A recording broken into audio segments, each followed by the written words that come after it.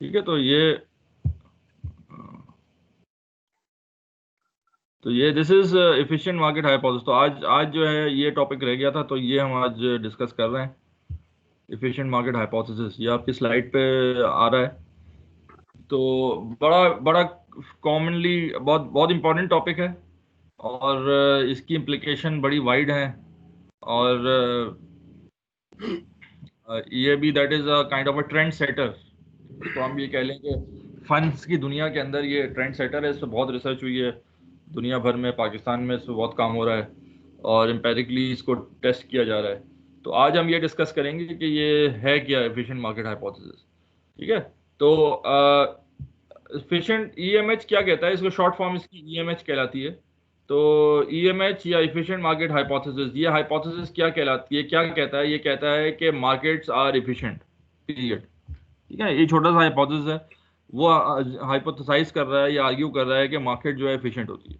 ठीक है, अब सवाल, क्वेश्चन इज कि व्हाट इज एफिशिएंसी, कि हाउ कैन यू से द मार्केट इज एफिशिएंट। तो इसका आंसर ये है कि मार्केट एफिशिएंट मार्केट का मतलब ये होता है कि मार्केट आर फेयरली प्राइस्ड, यानी securities are normally in equilibrium and are fairly priced. Equilibrium का कॉन्सेप्ट हमने पिछले उसमें देख लिया था कि एसएमएल लाइन पे लाई करें, एसएमएल लाइन पे लाई करें जिसमें रिक्वायर्ड इक्वल्स टू एक्सपेक्टेड हो। तो अगर वो केस होता है तो वो तो उसका ये कहा जाता है कि मार्केट इफिशिएंट है। ठीक है, और वो हाइपोथेसिस प्रूव हो जाएगा। तो ईएमएच वैलिड है या नहीं है, ये देखना पड़ेगा कि मार्केट एफिशिएंट है या नहीं है। अगर मार्केट एफिशिएंट है, फेयरली प्राइस्ड है, तो ये ईएमएच वैलिड होगा। ठीक है, नंबर वन। नंबर टू ये कि अगर हम ये कहते हैं कि मार्केट एफिशिएंट है, ठीक है, तो उसमें फिर लेवल्स आ जाते हैं एफिशिएंसी के, कि वो कितने लेवल पे एफिशिएंसी एफिशिएंट है। तो उसने जो है ईएमएच में बताया कि there are three levels of efficiency. Number one is a weak form efficient, number two is a semi-strong efficient, and number three is a strong form efficient. ठीक है, तो पहले तो यानी कि आप समझ लें कि इसको मिला के, इनएफिशिएंसी को मिला के चार लेवल्स हो गए। एक तो है कि मार्केट एफिशिएंट ही नहीं है। एफिशिएंट नहीं है का मतलब ये है कि आपका जो है मार्केट के अंदर you can beat the market, के आपके अंदर आपके पास इंफॉर्मेशन कुछ ऐसी है, या ये कह लें कि मार्केट का जो एक्सपेक्टेड रिटर्न है वो रिक्वायर्ड के हिसाब से नहीं है। तो यू है मार्केट में securities either are over priced और अंडर प्राइस्ड। तो दैट मीन्स कि मार्केट एफिशिएंट नहीं है, नंबर वन। नंबर टू ये कि सेकंड ये हो गया कि वो एफिशिएंट है लेकिन वीक फॉर्म में है। तीसरा ये हो गया कि नहीं, एफिशिएंट है लेकिन सेमी स्ट्रॉन्ग फॉर्म में है। और चौथा ये हो गया कि वो एफिशिएंट है और स्ट्रॉन्ग फॉर्म में। तो ये एक बेसिकली ये चार हो गए। एक तो इनएफिशिएंट है, और चार, तीन लेवल ऑफ एफिशिएंसीज हैं। तो ये इमेज जो है ये प्रपोज कर रहा है कि markets are efficient and they are efficient in either weak form, semi strong और स्ट्रॉन्ग फॉर्म। क्लियर है? बात समझ में आ रही है? क्विक क्वेश्चन, आगे चलते हैं। वीक फॉर्म क्या है?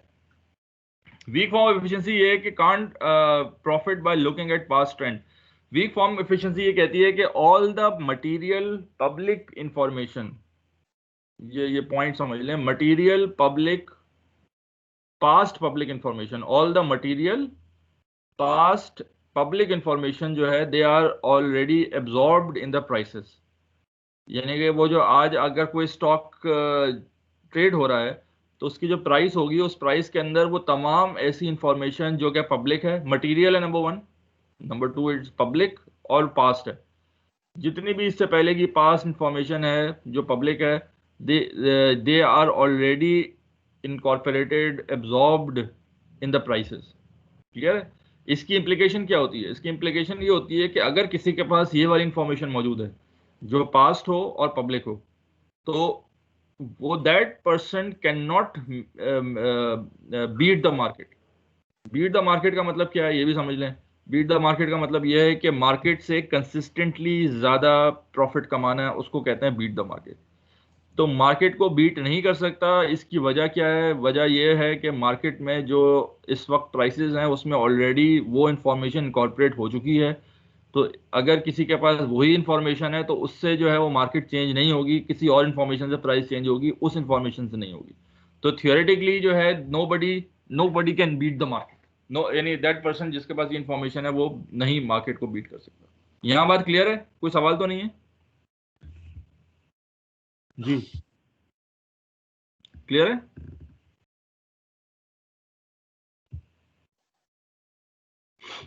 अच्छा, जी सर, क्लियर। इसकी एप्लीकेशन एक तो मैंने आपको बताई है कि जो ऐसी इंफॉर्मेशन जो पास्ट, अच्छा पास्ट इंफॉर्मेशन का मतलब क्या होता है, जो कि आज से पहले हो। यानी कि अगर आज के डेट चल रही है, आज के दिन चल रहा है संडे, तो संडे से पहले तक की इंफॉर्मेशन वो पास्ट होगी, ठीक है ना। अच्छा, संडे या संडे के बाद की इंफॉर्मेशन वो पास्ट नहीं है, वो प्रेजेंट इंफॉर्मेशन या फ्यूचर इंफॉर्मेशन कहलाएगी, तो इससे पहले की हो। नंबर टू, ये पब्लिक हो। पब्लिक का मतलब ये है कि ये किसी ऐसे डोमेन से डिसमिनेट हो चुकी हो जो कि पब्लिक में एक्सेस हो। फॉर एग्जांपल, कंपनी की जो प्रेस रिलीज हो जाती है, कोई पब्लिश डिसीजन हो जाता है, एनुअल रिपोर्ट्स हो जाती हैं, जो कि पब्लिक के पास इजीली अवेलेबल हो, यानी पब्लिक को एक्सेस हो, तो ऐसी इंफॉर्मेशन, और मटेरियल हो। मटेरियल का मतलब है जिसका इफेक्ट प्राइस में आ रहा हो। तो ऐसी इंफॉर्मेशन अगर किसी के पास है, तो आप जो है ऐसी इंफॉर्मेशन लेकर वो पैसा नहीं बना सकता, वो मार्केट को बीट नहीं कर सकता। इसके अंदर जो है एक चीज आती है, टेक्निकल एनालिसिस, ठीक है ना। Evidence supports weak form of image but technical analysis is still used. पहले तो ये समझ लें कि ये होता क्या है टेक्निकल एनालिसिस। मार्केट के अंदर ना बहुत सारे ऐसे लोग होते हैं कि जो चार्ट्स को रीड करते हैं, प्राइसेस को रीड करते हैं, और उसके बाद अपना कोई ध्यान बनाते हैं, अपना कोई फिर अपनी पोजीशन लेते हैं। तो ये जो चार्ट्स होते हैं, ये सब जो इसको, इन सबको टेक्निकल एनालिसिस कहते हैं। यानी कि अगर आप जाएं स्टॉक एक्सचेंज के अंदर, तो अभी भी आपको बहुत सारे लोग मिलेंगे जो जिनका फंडामेंटल इतना स्ट्रांग नहीं है, यानी कि उनसे आप कंपनी के बारे में अगर पूछें तो वो इतना खास नहीं जवाब दे सकते, लेकिन उनको पूरी हिस्ट्री मालूम होगी कि ये शेयर ये कब स्टार्ट हुआ, इसकी प्राइस क्या चल रही है। तो ये आई डोंट, डिस्टर्बेंस हो रही है।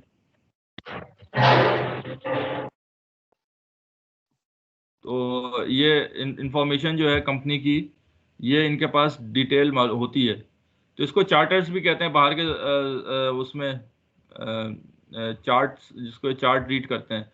आप यहाँ पे आप स्टॉक एक्सचेंज में चले जाएं तो आपको ऐसे लोग मिल जाएंगे जो है जो ये आप मेमन टाइप के लोग मिल जाएंगे कि जो जिसको उनको पता है कि पहले क्या प्राइस चल रही थी, उनको ध्यान होता है, उनको एक हंच होती है कि भाई ये प्राइस, ये अच्छी प्राइस है, इसमें ले ली जाए। तो इस तरह के लोग जो है ना, उसको टेक्निशियंस कहते हैं, टेक्निकल एनालिसिस चार्टर्स कहते हैं। ये चार्ट्स को, ग्राफ को ये देख रहे होते हैं, और उसके बाद जो है वो पोजीशन ले रहे होते हैं, ठीक है ना।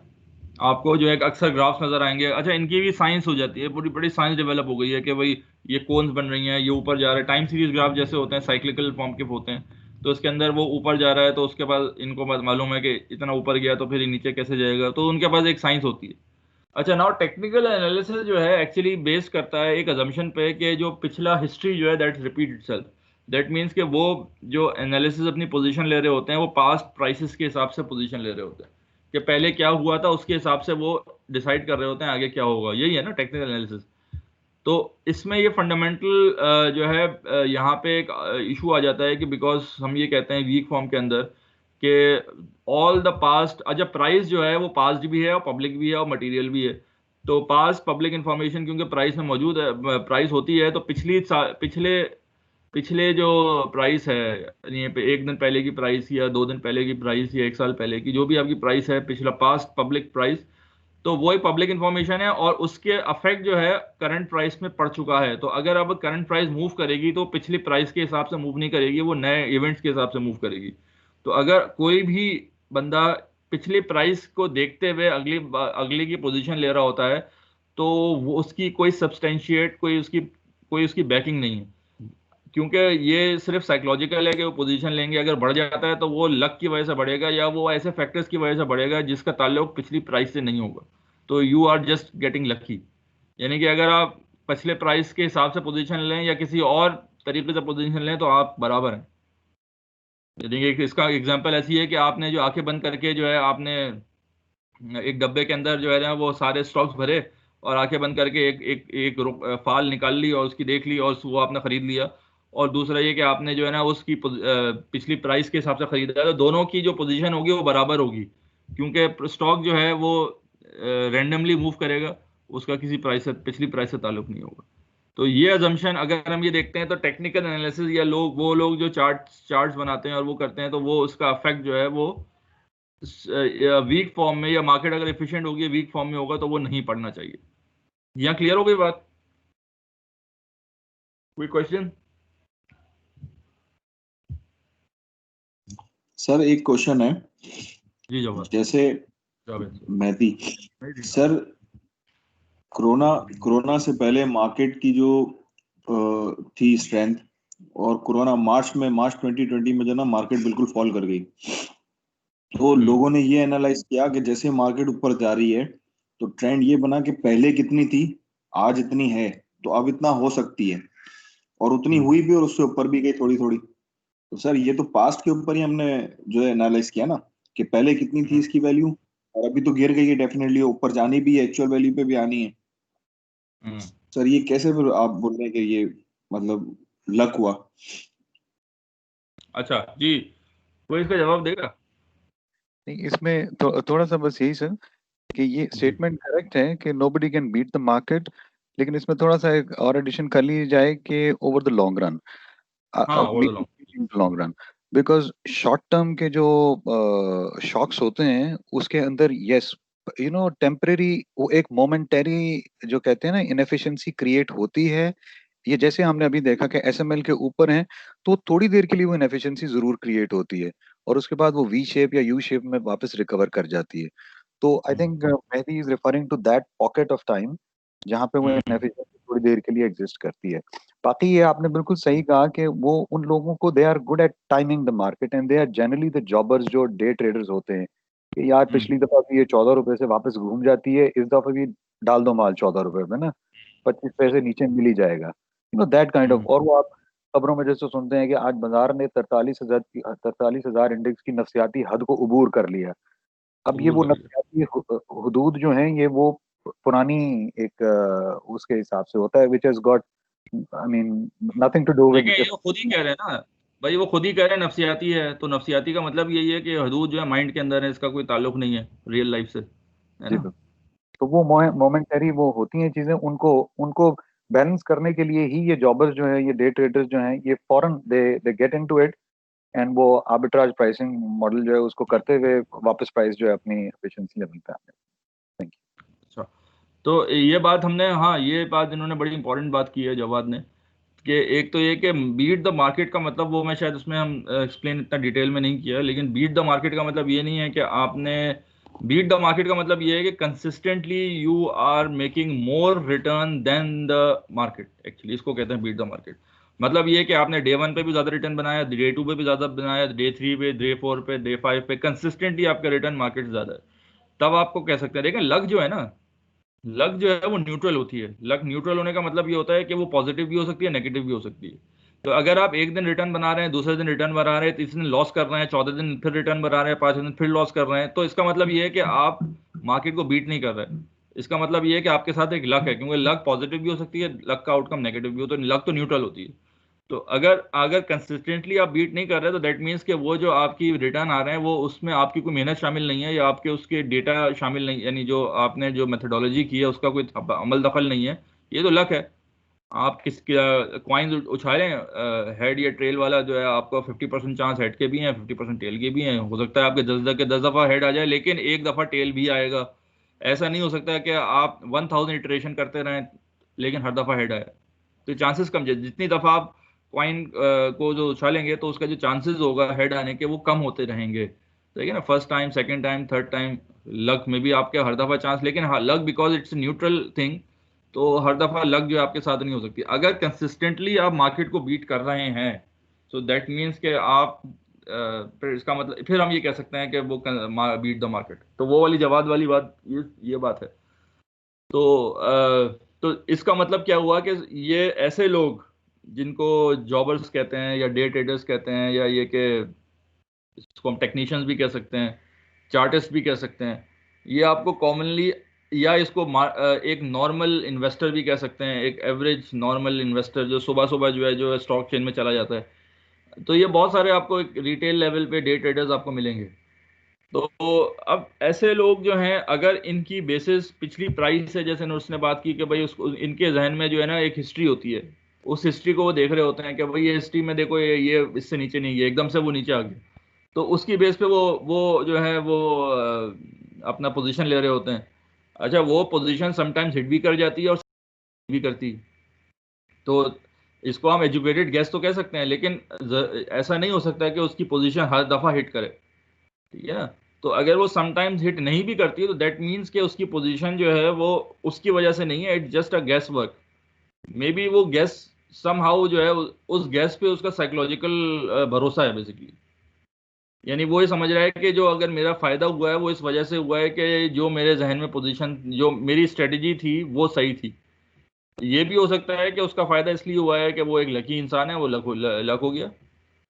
तो अब ये देख, तो दैट मीन्स के थियोरेटिकली किसी इसकी बैकिंग नहीं है। ये बात समझ में आई, क्लियर हुई? अच्छा, तो अब इसका एक एसोसिएटेड सर क्वेश्चन ये आता है कि जी सर इसका मतलब तो ये हुआ कि ये जो वीक फॉर्म ऑफ एफिशिएंसी है, तो ये हमें ट्रेडिंग अपॉर्चुनिटी में हेल्प करती है, प्रॉफिट देती है इन फ्यूचर में। लॉस भी दे सकती है। लेकिन अच्छा, अगर आप ये कह रहे हैं कि अगर इफिशिएंट है, यानी अगर अगर एफिशिएंट है। इफिशिएंट है और टेक्निकल एनालिसिस यूज नहीं हो रहा, आप ये कह रहे हैं? जी बिल्कुल। हाँ, जारी बात है, देखें अगर इफिशिएंट है तो टेक्निकल एनालिसिस वाले मार्केट को बीट नहीं कर सकते, ठीक है ना। यहाँ तक बात समझ में आई? कोई सवाल है अब तक? कोई कमेंट्स, कोई सवाल, एनीथिंग? अच्छा, फिर एक सवाल इसके साथ आता है कि अगर ऐसी बात है तो ये लाखों लोग जो ये काम करते हैं, तो इसकी वजह क्या है, काम क्यों कर रहे हैं? कोई सवाल कर सकता है कि वो क्यों आखिर काम कर रहे हैं? तो इसका एक तो रीजन इसके सामने है कि they have a psychological, they have a belief. वही मैंने आपको बात की कि अगर जिसका बिलीव ज्यादा है उसके लिए तो रिस्क नहीं है ना, रिस्क तो उसके जिसका बिलीव कमजोर है। ये हमने रिस्क के रिटर्न के शुरू में हमने डिस्कस किया था ना। It's all about belief. अगर आपके पास बिलीव है कि सब कुछ सही है तो आपके लिए रिस्क नहीं है। तो ये जो साइकोलॉजिकल बैरियर्स होते हैं ये आपके बिलीव में इजाफा कर देते हैं बेसिकली, कि आपने जो है maybe you get lucky in 5 rows, 5 time in a row, तो that creates a psychological barrier and you generally became a risk taker. तो एक तो वो साइकोलॉजिकल इफेक्ट है, इन रैशनैलिटी, जिसको हम फाइनेंस की जबान में इन रैशनल एक्सूबरेंस भी कह सकते हैं, ठीक है। तो तो एक तो वो फैक्टर हो सकता है। अच्छा, दूसरा इसकी ये भी फैक्टर है कि जो आम इन्वेस्टर होता है ना, उसको जो है वो पूछ रहा है कि कल क्या प्राइस होगी, मार्केट कल कैसी रहेगी। उसको ये नहीं, उसको इससे सरोकार नहीं है कि मार्केट जो है वो 2 महीने बाद कैसी रहेगी या 3 महीने बाद कैसी रहेगी। वो जो है केयर करता है कल की बात, कि मैं आज इन्वेस्ट करूंगा कल निकलूंगा। तो इतना शॉर्ट टर्म ड्यूरेशन के अंदर जो है फंडामेंटल एनालिसिस प्रिडिक्ट नहीं कर सकता मार्केट को। क्योंकि जैसा अभी जवाद ने बात की है कि एक्चुअली मार्केट के अंदर नॉइज होती है। यानी अगर कल की प्राइस होगी तो कल में जो बहुत सारे ऐसे फैक्टर्स होते हैं जो जो इनरेशनल होते हैं, जो नॉइज क्रिएट करते हैं। लेकिन वो नॉइज जो है वो लॉन्ग टर्म में कैंसिल आउट हो जाती है, क्योंकि नॉइज जो है स्टोकेस्टिक होती है। स्टोकेस्टिक मीन्स के इसका जो है ट्रेंड नहीं होता, इसकी रैंडम वॉक होती है, तो ट्रेंडलेस होती है। तो जब नॉइज ट्रेंडलेस होती है तो व्हाट विल हैपन कि वो लॉन्ग टर्म में वो नॉइज जो है एक दूसरे को बैलेंस ऑफ करती है और वो कैंसिल हो जाती है। तो अगर हम वेटेड एवरेज, मूविंग एवरेज अगर प्राइसेस लें तो वो that will more depict of a fundamentals rather than tomorrow's closing price या यस्टरडेज क्लोजिंग प्राइस। क्यों? क्योंकि जो कल की प्राइस होगी, आने वाली प्राइस होगी, उसके अंदर नॉइस का एलिमेंट ज्यादा होगा। जबकि वेटेड एवरेज, अगर मूविंग एवरेज लेंगे तो उसके अंदर, क्योंकि 50, अगर 50 वीक मूविंग एवरेज ले लेंगे तो उसके अंदर जो है बहुत सारी नॉइज एक दूसरे को कैंसिल आउट कर रही होगी, ठीक है। तो इस वजह से जो है फंडामेंटल एनालिसिस जो है वो प्रिडिक्ट नहीं कर सकता कि कल की प्राइस क्या होगी। और क्योंकि हम लोगों को जो है बहैसियत कौम या बहैसियत इन्वेस्टर जो है, हम लोगों को सरोकार ये नहीं होता कि 3 महीने बाद क्या होगी, हमें सरोकार ये होता है कि कल क्या होगा। तो कल के जवाब जो है वो या तो आपको कोई वो दे सकता है, कोई बाबा दे सकता है जिसको कोई फॉरकास्ट फ्यूचर पता हो, या ये कि आपको कुछ ऐसे मेथड्स दे सकते हैं that will have a believe which can replace that Baba type of thing, ठीक है ना। तो वो one of the that method is technical analysis, जिसके पीछे कोई लॉजिक नहीं है, कोई साइंस नहीं है, लेकिन एक बिलीव है कि भाई ये इस तरह से हो रहा है, हमने देखा है। क्योंकि दुनिया में स्टडीज तो बहुत हुई हुई हैं, ये कोई सिर्फ पाकिस्तानियों के साथ तो नहीं है, ये पूरी दुनिया के इन्वेस्टर्स के साथ है तो दुनिया में स्टडीज हुई है, लेकिन कहीं भी ये प्रूव नहीं हो सका कि जिस बंदे ने टेक्निकल एनालिसिस का सहारा लिया है कि उसने मार्केट को बीट किया है कंसिस्टेंटली। तो क्योंकि ये प्रूव नहीं हो सका, तो हम ये नहीं कह सकते कि ये जो टेक्निकल एनालिसिस है, क्यों हाल है, अच्छा इसके पीछे कोई सेकेंडली कोई लॉजिक भी नहीं है। तो हम ये कहते हैं कि हम ये फेयरली उसके साथ कह सकते हैं, कॉन्फिडेंस के साथ, कि जो टेक्निकल एनालिसिस है इसके बेस पे अगर कोई पोजीशन ले रहा है तो वो पोजीशन एक एजुकेटेड लक ही हो सकती है। बल्कि लक एजुकेटेड भी नहीं होती, लक तो लक ही होती है, तो इट्स जस्ट लकी। क्लियर? बात समझ में आई? कोई क्वेश्चंस? सर मुझे एक बात पूछनी है इसमें वीक फॉर्म एफिशिएंसी में। जी सोई। सर ये बुक में एक चीज दी हुई है, देखें, अगर बुक में लिखा हुआ है कि अगर हमें ये बात पता चल जाए कि नेक्स्ट डे हमारे जो है वो 10% जो है वो इंक्रीज हो जाएगा, और अगर स्टॉक जो है फॉल हो जाए 3 consecutive day to $40, तो ये कह रहे हैं कि स्टॉक जो है वो really like to rise 10% to 44 tomorrow, then it's price today right now. तो ये जब ये कह रहे हैं कि स्टॉक जो है फॉल हो रहा है 3 consecutive day $40, तो ये नेक्स्ट बोल रहे हैं कि उसके बाद वो उसके जो आज के प्राइस होंगे वो 44 हो जाएंगे। तो ये जो है वो ये कैसे पॉसिबल है सर? ये तो बात कर रहे हैं कि टेक्निकल एनालिसिस में यही तो होता है कि वो उनको पता है कि 3 दिन तक ये फॉल हो रहा है, तो आज अब ये 3 दिन तक फॉल होने की वजह से आज ये बढ़ रहा है, तो इसकी कोई लॉजिक नहीं है ना, क्योंकि आज बढ़ने की जो, अगर आप इक्वेशन बनाए इसकी आज की प्राइस की, तो उसकी इक्वेशन में पिछली प्राइसेस होंगी, तो पिछली प्राइसेस तो नहीं तो वैसे ही सर इसकी पब्लिक इंफॉर्मेशन। इसकी इसकी कोई टेक्निकल एनालिसिस नहीं होगी कि 3 दिन गिर रहा है, चौथे दिन क्यों बढ़ रहा है? ये तो है ही टेक्निकल एनालिसिस ना, इसकी कोई वैलिडेशन नहीं होगी ना, इसकी कोई कोई सेंस नहीं बनेगा ये इसका। और यही तो मैं आपको बता रहा हूँ कि ये लोग फॉलो करते हैं, एक्चुअली इसका कोई सेंस नहीं है, अपार्ट फ्रॉम दैट साइकोलॉजिकल आपको एक्सुबरेंस आप दे रहे हैं, इनरेशनल एक्सुबरेंस दे रहे हैं किसी को। अच्छा, इसमें थोड़ा सा हसन मैं ऐड करता जी। हूँ। समटाइम्स देखिए, इसको कहते हैं नेचुरल बाउंस बैक, कि एक चीज बहुत ज्यादा सुप्रेस हो जाए तो जनरली आप कहते हैं जी वो बाउंस बैक होगी। अब वो बाउंस बैक क्यों होती है कि कुछ लोगों को वो सस्ती महसूस होना शुरू हो जाती है, और वो वापस उसको या तो अपनी ऊपर वाली शॉर्ट को कवर करने के लिए नीचे दोबारा लेते हैं, या उनको लगता है कि यार बहुत सस्ता हो गया। Again it is psychology. And when people come back यार 40% घट गई है 3 सेशंस के अंदर, तो अब तो लेना बनता ही है, without any change in the fundamental, कुछ भी ना हुआ हो तो भी एक नेचुरल सा होता है कि यार, जैसे आप एक शॉप पे जाते हैं, यार यहाँ पे एक ड्रेस जो है वो 5,000 का, अगली पे 4, तीसरी पे 3,000, आप तो ले ही लेना चाहिए, तो वो वहां से वो टेम्परेरीली फिर वही बात कि मार्केट जो है वो नेचुरली थोड़ा सा बाउंस बैक करती है, but it's again not based on any fundamental information enter the market. Thank you. और इसकी सबसे बड़ी बात यह है कि हर दफा बाउंस बैक नहीं भी करती। कितनी दफा आपने पोजीशन जो ली हैं, तो इसका जज करने का तरीका यही है कि लॉन्ग टर्म अगर आप सस्टेनेबली अगर आप पैसा बना रहे हैं, देन यू कैन से कि इसमें सब्सटेंस है। जी सोहेल।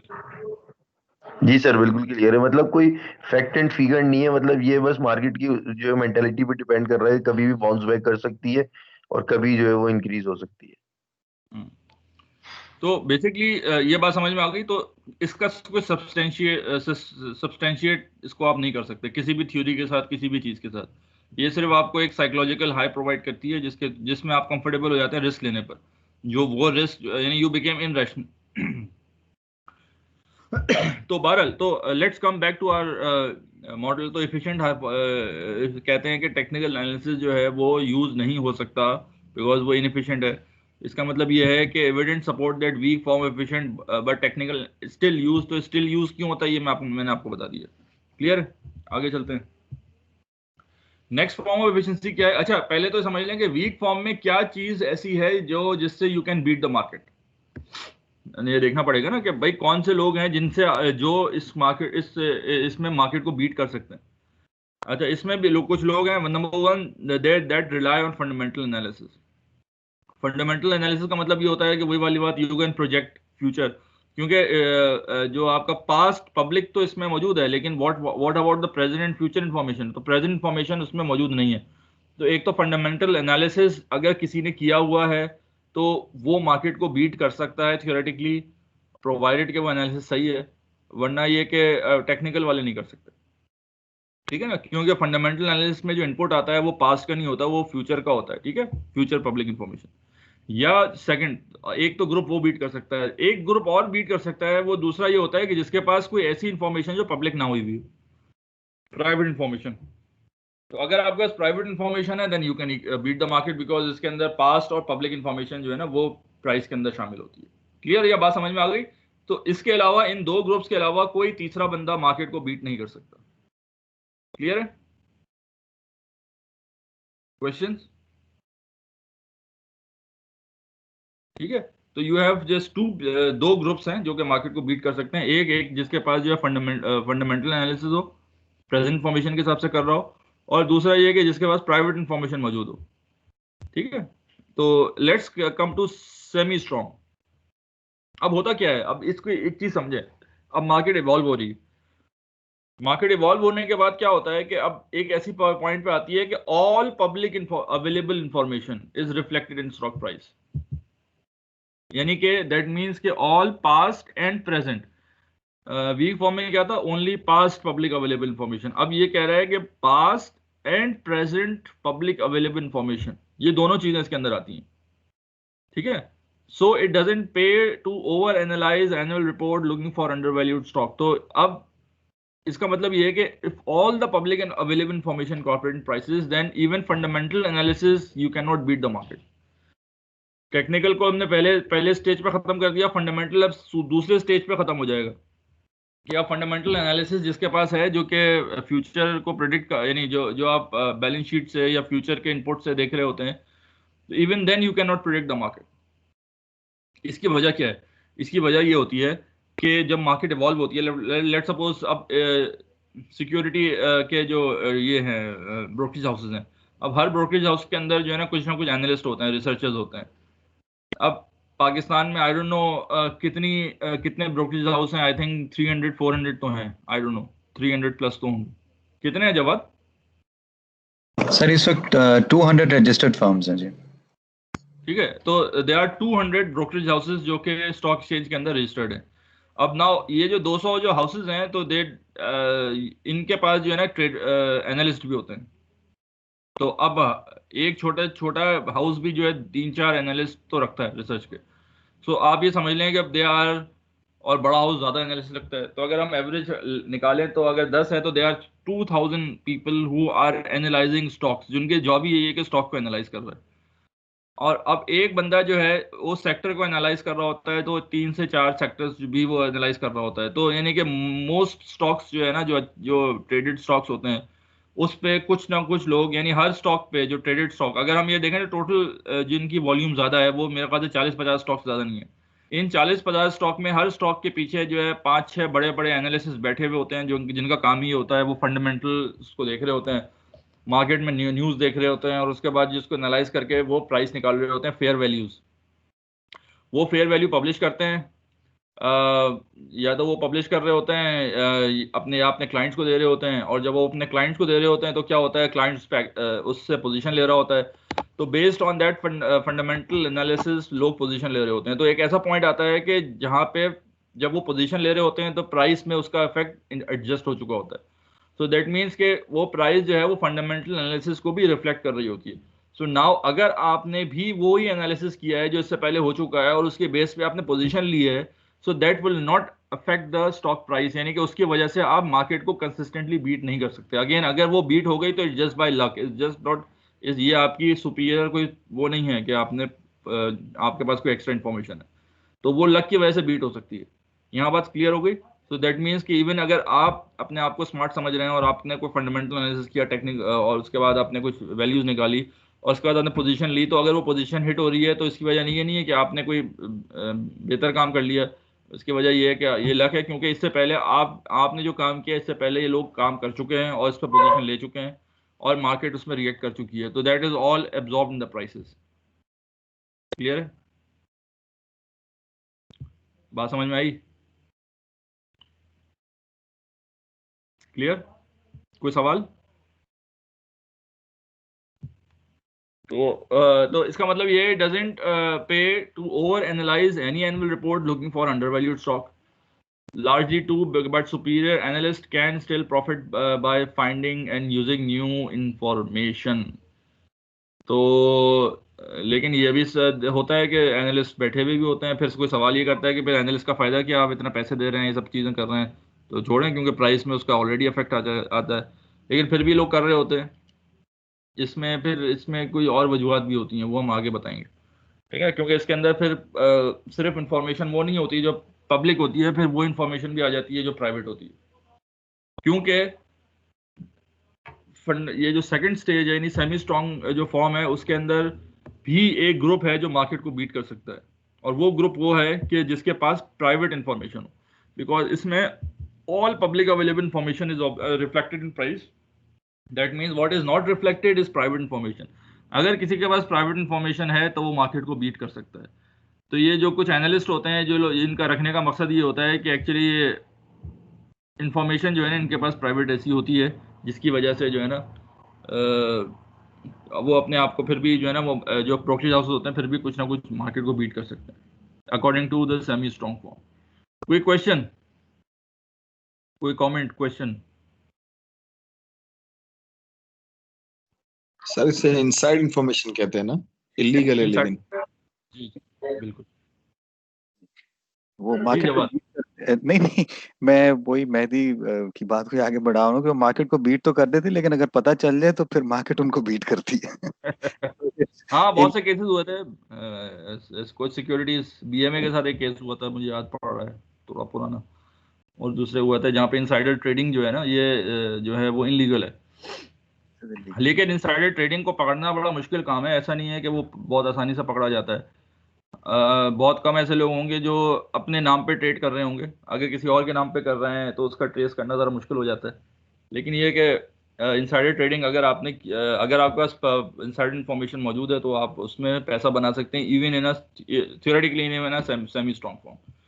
क्लियर है बरल सर? सिर्फ अच्छा, मैं किसी कोई जाहिर है ये हमारी एक क्लास की डिस्कशन होती है जनरली सर। XYZ के नाम से कह लें, XYZ हम किसी को डिस्क्लोज नहीं करेंगे। हाँ, नहीं, मैं ये कह रहा हूँ कि सर्वेलेंस सिस्टम जो होते हैं वो इतने मतलब एफिशिएंट हैं कि every investor is registered as a UIN, तो सिर्फ उन ट्रेंड्स को आपस में कनेक्ट करके भी आप बड़ी आसानी से पता चल जाता है। मान लीजिए कि किसी एक स्टॉक की एक खास ग्रुप की तरफ से एक उसके अंदर एक्टिविटी आ रही है कि हैवी बाइंग हो रही है, और बाद में पता चलता है कि later in the day there was a material information disclosed. So वो उसके लिए कोई साइंस नहीं, वो फौरन उसका डेटा जो है ना वो it will raise an alert, वो रेड फ्लैग हो जाएगा कि यार why was he building up the position right before the material information. फिर उसका जो ट्रैक पीछे हिस्टोरिकली कि क्या ये पहले भी ये इन्वेस्टर इस स्टॉक के अंदर एक्टिव थे या नहीं थे। So just cutting the long story short कि वो surveillance systems are well placed in the stock exchange as well as in the SECP, जो इस चीज को बड़ा क्लोजली मॉनिटर कर रहे होते हैं कि कोई इनसाइड इंफॉर्मेशन का कोई भी ट्रिगर जो है उसको मॉनिटर किया है। So it is illegal, it is a crime. If somebody is found doing it, there are serious consequences. लेकिन वो एक प्रॉब्लम ये आ सकती है ना कि आपने किस ट्रैक तो कर लिया कि इन्होंने जो है ना मार्केट को बीट किया है ना, क्योंकि मार्केट से पहले आपने पोजीशन ले ली और मार्केट ने बाद में पोजीशन ली, लेकिन और कंसिस्टेंटली एक आपने देखा कि एक दो इन्वेस्टर है, लेकिन आप उस पर चार्ज फ्रेम कैसे करेंगे, बिकॉज आपके पास ये तो मौजूद नहीं है एविडेंस कि इसके पास एक ऐसी इंफॉर्मेशन वाकई में आ गई थी जो कि पब्लिक नहीं है। तो ये ज़रा मुश्किल काम है मेरे ख्याल से, आई डोंट नो, मतलब मैं इसमें एक्सपर्ट नहीं हूँ, लेकिन लगता है यही है अपेरेंटली।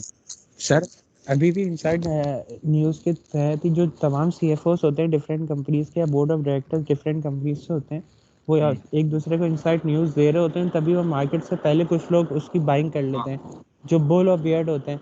अभी जो रिसेंटली हम देख रहे थे अब्दुल्ला शगाजी शुगर मिल है, उसकी प्राइस 2 रुपीज़ 7 पैसे थे, तो एकदम से 5 रुपीज़ 7 पैसे चला गया, ऑलमोस्ट उसके 7 डेज में उसने 7 मिलियन का वॉल्यूम कर लिया। तो बाद में पता चला कि इसके साथ कोई गवर्नमेंट के आपस में डील हुई है, 4 to 5 डेज के बाद पता चला।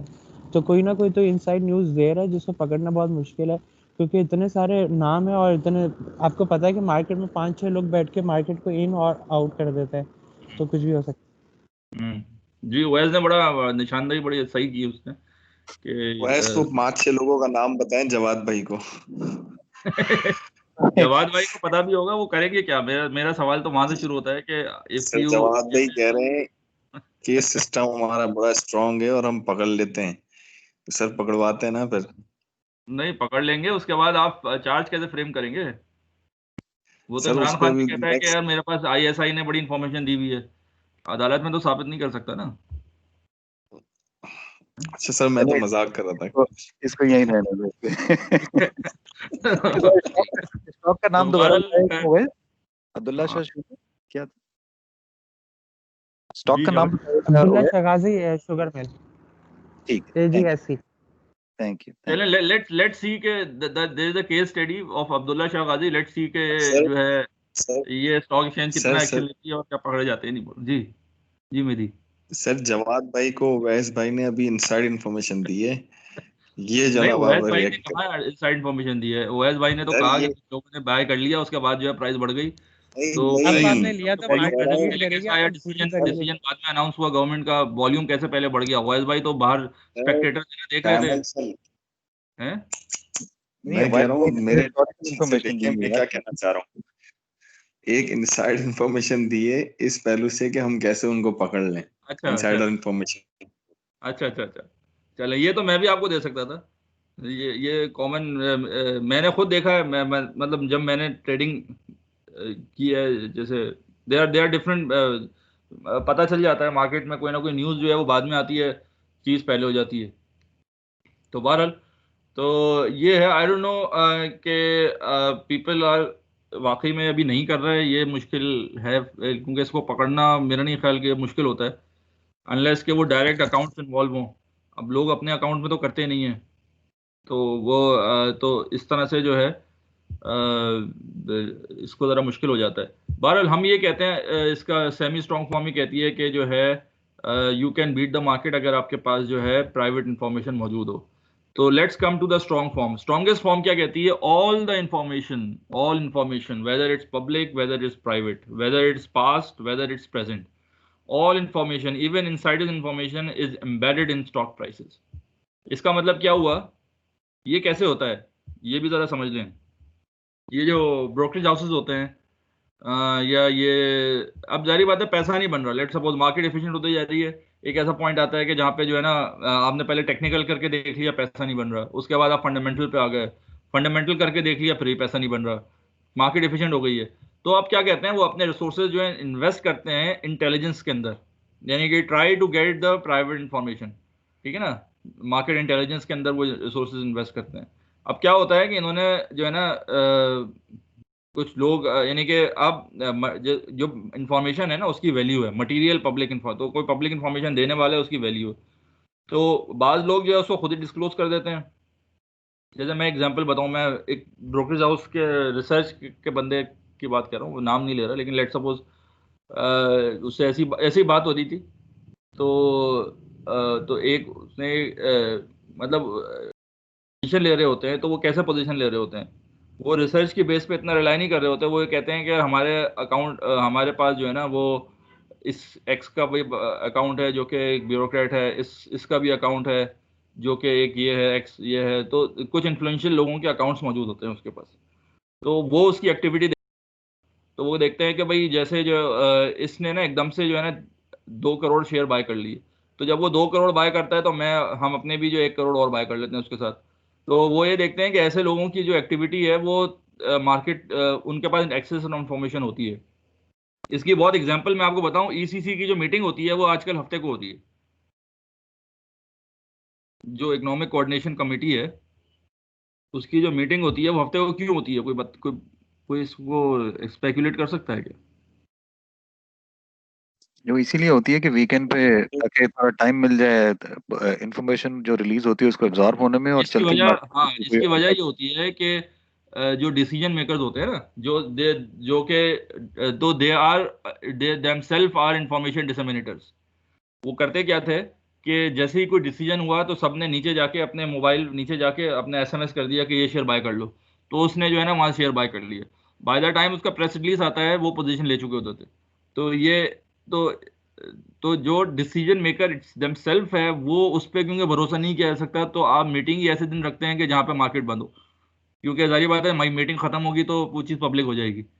तो इवन यानी you can not trust even those people who are even making the decisions. तो इस पॉइंट से जो है, अब जारी बात है, अब अगर वो अपना शेयर बाय कर रहा है तो उसके साथ जो है किसी और ने भी अपने शेयर लगा दिए, वो मार्केट में न्यूज़ फैलती है, तो फॉरेन जो है ना वो प्राइस उसके अंदर एडजस्ट हो चुकी होती है।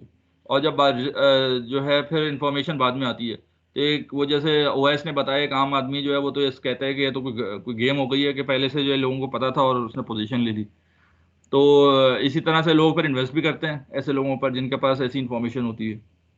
तो अब जो जैसे जैसे मार्केट एफिशिएंट की तरफ जा रही है, now that information, that public information count करती है। बात समझ में आ रही है? सो थियोरेटिकली, क्योंकि वो इंफॉर्मेशन भी जो है उसके अंदर आ जाती है। आवाज आ रही है आपको? तो थियोरेटिकली वो इंफॉर्मेशन भी इनकॉर्पोरेट हो चुकी होती है। तो अगर आपके पास ऐसी इंफॉर्मेशन है, पब्लिक प्राइवेट इंफॉर्मेशन, तो आप जो है मार्केट को बीट नहीं कर सकते। क्लियर है?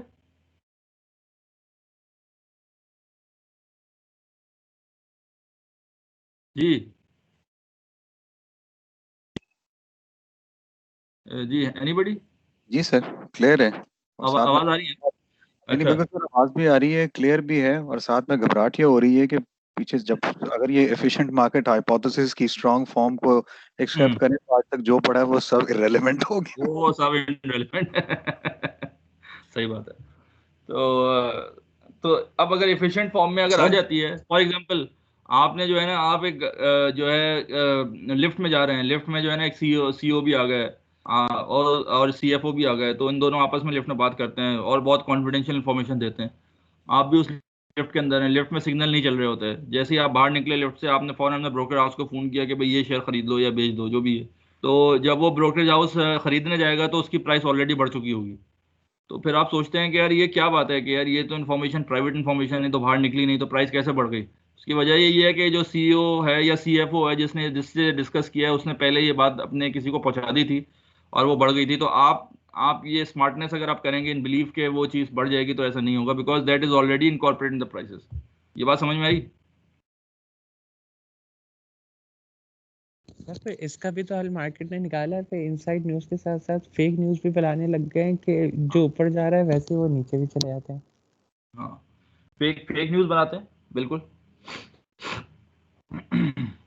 ये बड़ा मशहूर केस है, जब उसने, वो कौन था, बोनापार्ट था ना, फ्रांस का, नेपोलियन ने जब हमला किया तो जो यूके स्टॉक एक्सचेंज पे फेक न्यूज़ चला दी गई कि भाई जो है ना, ये जो है ना, पता नहीं यूके पे हमला कर दिया, क्या हुआ, प्राइसेस गिर गई, और साथ साथ जो है ना वहाँ पे दूसरे एंगल से जो है उन्होंने बाय कर लिया। तो बड़ा मशहूर केस है, इतना पुराना केस है। तो बहरहाल ये फेक न्यूज़ भी जो है ना वो बड़ी चलाई जाती हैं। वही वाली बात है ना कि वो, हम तो किसी पे भरोसा कर रहे हैं actually. It all boils down to the private information. तो प्राइवेट इन्फॉर्मेशन कभी क्रेडिबल होती है, कभी नहीं भी होती। लेकिन ये है कि ये हम कह सकते हैं कि जिसके पास प्राइवेट इन्फॉर्मेशन है, सही इन्फॉर्मेशन है, तो वो मार्केट को बीट कर सकता है इन इन अ सेमी स्ट्रॉन्ग फॉर्म। तो स्ट्रॉन्ग फॉर्म में नहीं कर सकता। स्ट्रॉन्ग फॉर्म में दैट मीन्स कि स्ट्रॉन्ग फॉर्म में कौन मार्केट को बीट कर सकता है? कोई नहीं कर सकता। Nobody can beat the market.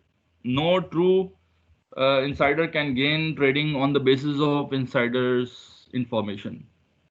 यानी कि लीगल हो, इनलीगल हो, कोई इंफॉर्मेशन हो, nobody can beat the market. इसकी इंप्लीकेशन क्या है? इसकी इंप्लीकेशन बड़ी खतरनाक है, जो जवाद ने कहा कि भाई आप जो हैं, फिर तो इसका मतलब ये है कि आप अपने पास जितना भी एनालिसिस करें, और उसके बाद आप जो हैं, आपने फंडामेंटल एनालिसिस भी कर लिया, आपने जो है टेक्निकल भी कर लिया, आपने पास ऐसी इंफॉर्मेशन है जो कि किसी और के पास नहीं है, उसके बाद आपने जो है मार्केट, आपने एक पोजीशन बताई और वो पोजीशन बाय कर रहे हैं, और एक दूसरा बंदा है वो ये कर रहा है कि उसने जो है ना सामने अपने जो खिड़की दीवार के सामने जो है ना वो डॉट्स, वो सबको जो है ना चिट लगा दी हर कंपनी के स्टॉक, और यहाँ बैठा, जहाँ मैं बैठा हूँ ऑपोजिट दीवार पे जो है उसने अपने डॉट मारा, तो जिस पे वो लगी और उसको उसने बाय कर लिया। तो आपका बाय करना और उसका बाय करना बराबर है, ठीक है ना? सर सर यहाँ पर ये एक चीज है सर। सर मार्केट के अंदर मल्टीपल फंडामेंटल है जिसपे कंपनी जो स्टॉक है वो बिहेव कर रहा होता है। आपका अपना डिसीजन होता है और टाइम होता है जो आपको ये बेनिफिट देता है सर। बस आप किसी एक पॉइंट पे रिलाई नहीं कर सकते, चाहे वो स्ट्रॉन्ग एफिशिएंसी में आ रहा हो, वीक एफिशिएंसी में आ रहा हो। नहीं मतलब समझा नहीं, मतलब यानी कि आप कह रहे हैं कि मतलब टेक्निकल भी करें, फंडामेंटल भी करें, सारी चीजें मिला के करें, आप ये कह रहे हैं? मैं ये कह रहा हूँ कि आपके पास बहुत सारी इंफॉर्मेशन होगी, डिफरेंट एंगल से मिल रही होंगी हाँ आपको, जो पॉजिटिव भी होंगी, नेगेटिव भी होंगे। आपका अपना डिसीजन होता है, हाँ और वो लक की भी बात होती है कि बाज़ दफा आपका डिसीजन वर्क कर जाता है और आपको प्रॉफिट गेन कर जाते हैं, और बाज़ हाँ दफा आप सोचते हैं कि यार ये जो इतनी स्ट्रॉन्ग इन्फॉर्मेशन आई है उसके बिहाफ पे मैं परचेस कर लूँ, और वो 2 दिन बाद ही मार्केट जो है डाउन हो जाती है, तो हाँ आप जो है सरप्राइज हो जाते हैं। तो ये इतना उतार चढ़ाव है मार्केट के अंदर कि आप किसी इन्फॉर्मेशन पे लॉन्ग टर्म में बेस नहीं कर सकते। जो भी चीज होती है शॉर्ट टर्म में होती है। नहीं वो सही है आपकी बात। अब सवाल सवाल ये आता है कि इसका मतलब ये जो आपने कहा ना लॉन्ग टर्म में बेस नहीं कर सकते, इसका मतलब ही यही है कि जो आपने इंफॉर्मेशन से जो आपने पोजीशन ली है, ये सिर्फ आपकी एक साइकोलॉजिकल एक आपको हाइट क्रिएट कर रही है, इसका रियलिटी से ताल्लुक नहीं है। क्योंकि अगर आपके पास ऐसी इंफॉर्मेशन जो कंटिन्यूसली आपके पास आ रही है और उसके बेस पे आप कर रहे हैं, तो आप ना सिर्फ लॉन्ग टर्म या शॉर्ट टर्म, मतलब जिस जिस यानी you consistently you can beat the market ना। लेकिन ऐसा नहीं होता, आपको ऐसा कॉन्फिडेंस नहीं देती है जो भी इंफॉर्मेशन है कि आप 100% बेट कर लें। तो इसी वजह से जो है आप में रिस्क होता है।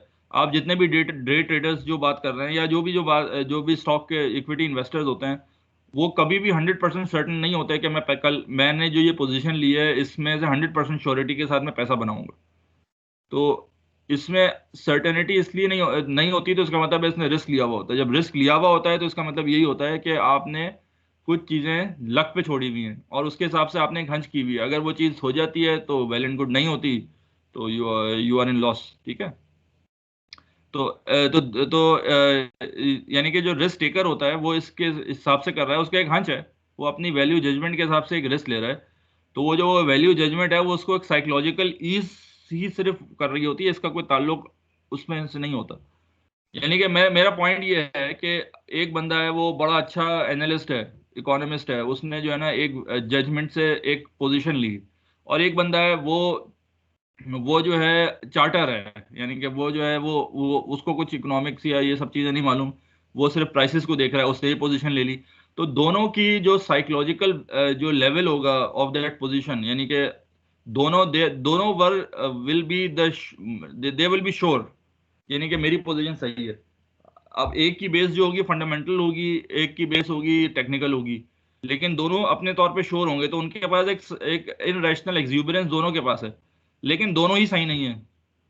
आप पॉइंट समझ रहे हैं? या तो कोई बंदा कहे कि ये ज्यादा सही है, हम ये कह सकते हैं कि जो फंडामेंटल है, इकोनॉमिस्ट है, जो एजुकेटेड गैस कर रहा है, वो ज्यादा सही मुझे लगता है लॉजिकली, या ये कि वो उससे बेहतर लगता है क्योंकि ग्राउंड रियलिटीज ये हैं। थियोरेटिकली थोड़ा सा ज़्यादा लगता है, लेकिन जो है ये 100% आप ये नहीं कह सकते। तो आप बराबर हैं। इवन अगर स्ट्रॉन्गेस्ट मार्केट के अंदर होगी तब तो जाहिर बात है आप बराबर हैं। अगर स्ट्रॉन्ग फॉर्म एफिशिएंटली एग्जिस्ट करती है तब तो आप 100% बराबर हैं। यानी कि आप अगर आप समझते हैं कि ये ज़्यादा बेहतर तरीका है, यानी ये वे ज़्यादा बेहतर है, तो it's just your psychological thing, इसका कोई रियलिटी से ताल्लुक नहीं है, because everything is absorbed in the prices. Clear है? तो अब सवाल ये है, कोई सवाल, कोई कमेंट? सवाल ये है कि ये खुद एफिशिएंट हाइपोथेसिस जो है मार्केट एफिशिएंस, ये खुद कितने एफिशिएंट है? क्योंकि मोहम्मद जवाद ये सर जी आप कुछ कह रहे हैं? ऐसा मैं क्योंकि कह रहा था कि पाकिस्तान के अंदर 2012 और 13 के अंदर मोहम्मद जवाद थे, उन्होंने इसके ऊपर रिसर्च की थी। उन्होंने तो खाली यही लिखा हुआ था कि ये मॉडल सिर्फ स्ट्रेस, और भी होंगे रिसर्च, एक के ऊपर हमें पता है कि ये मॉडल सिर्फ स्ट्रेस जोन्स के ऊपर काम किया जा रहा होता है, कि जब हमारे पास फंडामेंटल ख़त्म हो जाते हैं उसके बाद उस मॉडल के ऊपर देखा जा रहा होता है। जब स्ट्रेस टेस्टिंग जिस तरीके से की जा रही होती है, इसी तरीके से फिर इस मॉडल को शॉर्ट ट्रेडिंग में यूज़ किया जा रहा होता है। उनका ये कंक्लूजन था। अदरवाइज हम आपसे कौन सा पूछ रहे मॉडल? थे ये हाइपोथेसिस जो था ये सिर्फ उस वक्त काम आ रहा था। अच्छा ठीक है। और कोई कोई कमेंट या कोई? अब सवाल ये है कि सबसे बड़ा सवाल ये है कि क्या मार्केट एफिशिएंट है या नहीं है, या एफिशिएंट है तो किन जगहों पे लाई करते हैं। तो इज स्टॉक मार्केट एफिशिएंट, यानी कि क्या ये हाइपोथेसिस होल्ड करता है या नहीं करता। ठीक है ना? अब ये तरीके होते हैं, हम एम्पेरिकल स्टडीज की हैं, इसमें ये है कि बहुत, यानी मैं कह रहा हूँ इट्स वाइडली रिसर्च्ड, ये जो है ना बहुत लोगों ने रिसर्च किया है, एम्पेरिकल स्टडीज की हैं, और उन्होंने जो है मोस्टली जो एम्पेरिकल स्टडीज का जो खुलासा है वो ये है कि markets are highly efficient in a weak form, यानी इन जनरल मैं कह रहा हूँ इन जनरल जो है markets are highly efficient in a weak form, number one. Number two, reasonably efficient in a semi strong form, कुछ मार्केट इफिशिएंट होती हैं, कुछ मार्केट नहीं होती। जैसे जो पाकिस्तान की स्टडीज के मैंने जो स्टडीज हुई हैं उन्होंने ये निकाला है कि मार्केट, जो पाकिस्तान की मार्केट्स हैं, कुछ स्टडीज में तो बताया कि इनएफिशिएंट है और कुछ स्टडीज में कहता है वीक फॉर्म एफिशिएंट है। तो मैंने कोई सेमी स्ट्रॉन्ग फॉर्म एफिशिएंसी नहीं देखी पाकिस्तान की मार्केट में, लेकिन यूएस की मार्केट्स के अंदर अक्सर स्टडीज में सेमी स्ट्रॉन्ग दिखाई है। So that means that they are reasonably efficient. In some studies, they are saying you have a semi-strong, and some saying you have a weak form. Not efficient in a strong form. तो कोई study जो है ऐसी नहीं मिली जिसमें ये देखा गया हो कि मार्केट्स स्ट्रॉन्ग फॉर्म में इफिशिएंट हैं। इसका मतलब ये है कि इनसाइडर्स जो हैं they can make an abnormal profit and illegal profits, तो यहाँ पे एवेन्यूज मौजूद होते हैं। इफिशिएंट का मतलब ये होता है कि वो वाली जो बात है इनसाइडर्स ट्रेडिंग जो है ना वो भी जो है कोई फायदा नहीं देगी, तो nobody will do insider trading. तो ऐसा नहीं है, यहाँ पे इनसाइडर ट्रेडिंग भी होती है, प्रॉफिट भी बना रहे होते हैं। तो इसलिए जो है ये तो एम्पेरिकल रिजल्ट्स हैं। ये जो है, अच्छा इसकी मेथडोलॉजी क्या है, इस पर जरा समझ लें कि मुख्तलिफ मेथडोलॉजीज फॉलो होती हैं। एक तो जो क्रेडिबल मेथडोलॉजी है ना, यानी कि आप ये समझें कि जो जिससे आपको बहुत अंदाजा हो जाएगा कि भाई वाकई में एफिशिएंसी है, वो ये है कि आप ये देखें कि कितने लोग मार्केट को बीट कर रहे हैं। अगर बहुत सारे लोग मार्केट को बीट कर रहे हैं तो दैट मीन्स कि वो इफिशिएंट है ही नहीं, एवरीबडी इज बीट यानी वीक फॉर्म में। तो टेक्निकल एनालिस्ट अगर मार्केट को बीट कर रहे हैं कंसिस्टेंटली तो दैट मीन्स वो वीक फॉर्म में भी एफिशिएंट नहीं है। अगर वो लोग मार्केट को बीट कर रहे हैं जो फंडामेंटल एनालिसिस कर रहे हैं तो दैट मीन्स वो वीक फॉर्म एफिशिएंट्स हैं और सेमी स्ट्रॉन्ग नहीं है। और अगर कोई बंदा मार्केट को बीट नहीं कर रहा, मार्केट को बीट करने का मतलब ये है कि सस्टेनेबल जो है ना मार्केट ज्यादा प्रॉफिट, एबनॉर्मल प्रॉफिट बना रहा है, तो अगर कोई नहीं है तो दैट मीन्स के मार्केट स्ट्रॉन्ग फॉर्म में। तो जो स्टडी इस हिसाब से हुई है, जिनके पास डेटा मौजूद है, यूएस के अंदर जो है ना डेटा काफी मौजूद है, तो यूएस में ये स्टडी हुई थी जिसमें इन्होंने देखा कि ना how many people are beating the market. तो वहां पे देखा कि कोई ऐसे नहीं है जो जिनके पास जो इनसाइडर इन्फॉर्मेशन जिनके पास पोटेंशियली होगी, तो they are actually beating, they are few people who are beating the market जिनके पास पोटेंशियल इन्फॉर्मेशन मौजूद हो सकती है। तो इस वजह से उन्होंने कहा कि स्ट्रॉन्ग नहीं है।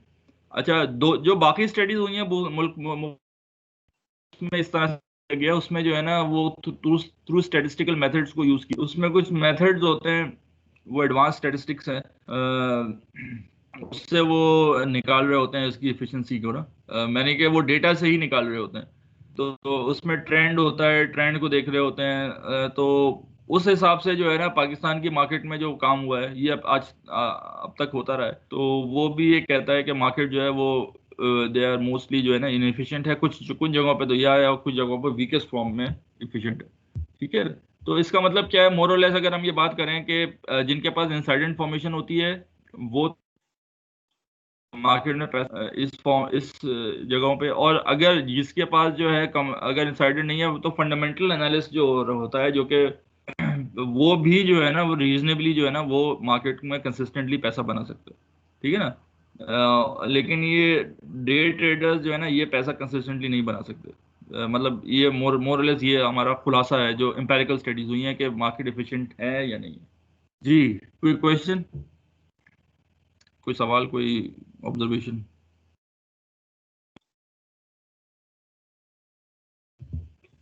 सर मैं ये कहना चाह रहा था कि जो इनसाइड ट्रेडिंग कर रहे हैं तो वो तो मार्केट को बेसिकली बाईपास कर रहे हैं ना, तो हम उसको ये कह ही नहीं सकते कि वो मार्केट को बीट कर रहे हैं, बल्कि वो मार्केट को बाईपास करके एक ट्रेड कर रहे हैं। तो मार्केट तो ओपन होती है, तो वो फिर मार्केट की कैटेगरी में ही नहीं आती वो ट्रेडिंग। तो नहीं, देखिए मार्केट का मतलब हमारा ये नहीं है कि जो स्टॉक एक्सचेंज की मार्केट है, हम ये कह रहे हैं कोई भी मार्केट हो, चाहे वो ओटीसी मार्केट हो, चाहे वो पब्लिक मार्केट हो, अगर कोई ऐसा सेक्शन ऑफ द सोसाइटी है जो कि एबनॉर्मल प्रॉफिट बना रहा है तो फिर हम उसको जो है ना और इक्विटी से बना रहा है, चाहे वो मार्केट के अंदर हो चाहे बाहर हो, ओटीसी कर रहा हो, लेकिन इक्विटी से अगर बना रहा है तो हम उसको जो है ना वो उसमें शामिल करेंगे।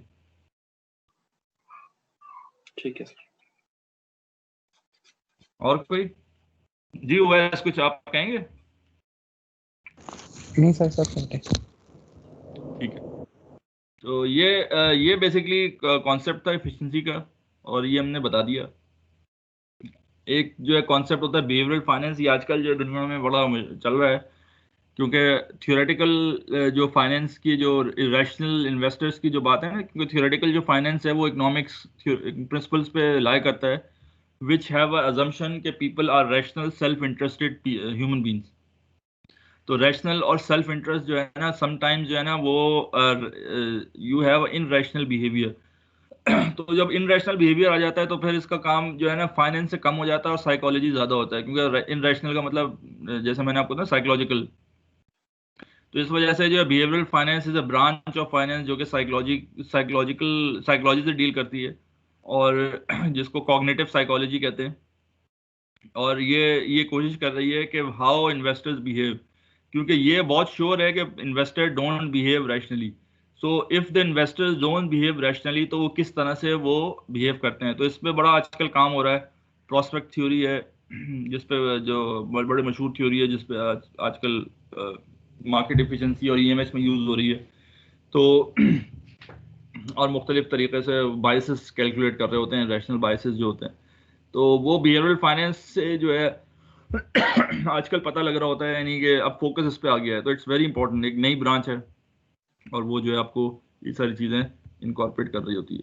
तो इसकी मकसद ही यही है कि आजकल इतना जो इसमें बिहेवियरल फाइनेंस का जो है, इसकी वजह भी एक तरह से यही है कि because we don't that is a it's now accepted logic, kind of accepted logic that people are irrational, चाहे वो एडवांस मार्केट के हो, चाहे वो बेसिक मार्केट के हो, चाहे वो पढ़े लिखे हो, चाहे वो अनपढ़ हो, चाहे उनके पास नॉलेज हो या नहीं हो, दे बिहेव इनरेशनल एग्जूबरेंस होता है, हर्ड बिहेवियर होता है, और बहुत से बाइसेस होती हैं जिसके साथ जो है चल रहे होते हैं। तो अगर इन अकाउंट इन जी हलाल हराम भी होता है। बहुत सारे जो है इन्वेस्टर्स वो ऐसे प्रोडक्ट में इन्वेस्ट नहीं करते जो जो जिसका बिजनेस जो है वो हराम होता है इस्लाम के पॉइंट से। अच्छा, तो वो अब भी ये देखिए बायस हलाल में आता है। नहीं नहीं नहीं, ये नहीं बायस आएगा। हलाल और हराम जो है ना, इट्स अ रैशनल डिसीजन। हलाल हराम तो बड़ा रैशनल डिसीजन है। ये इनरेशनल डिसीजन ऐसे होते हैं कि समटाइम्स आप समझ लें कि आप जो है ना, जैसे मैंने आपको बताया कि आपने जो है ना भरोसा कर रहे हैं टेक्निकल एनालिसिस पे, तो आपने एक पोजीशन ले ली विदाउट उसका रिस्क और रिटर्न एनालिसिस किए बगैर, या आपका बिलीफ है कि भाई कल को बेहतर हो जाएगा इसलिए आपने पोजीशन ले ली, इसको कहते हैं इनरेशनल, कि आपने अपना फायदा और नुकसान को नहीं देखा। ठीक है ना। इमोशनल डिसीजन लिया। रैशनल की जो ऑपोजिट होती है वो इमोशनल होती है, कि आपने अपने कुछ इमोशंस के बेस पे यू कैरीड अवे इमोशंस, यानी कि आपने इमोशंस पे कैरीड हो गए। तो मार्केट में दो तरह के इमोशंस होते हैं, ग्रीड और फियर। ठीक है ना। तो अगर आप ग्रीडी बहुत ज्यादा बन गए हैं तो फिर भी आप जो है इनरेशनल हो गए। अगर आपके अंदर फियर ज्यादा है तो इमोशनल डिसीजन जब भी आप ले रहे होते हैं तो वो इनरेशनल कहलाता है। तो जो हलाल और हराम वाले डिसीजन है वो तो बहुत they are pretty much rational. ठीक है। ठीक है। और कोई सवाल?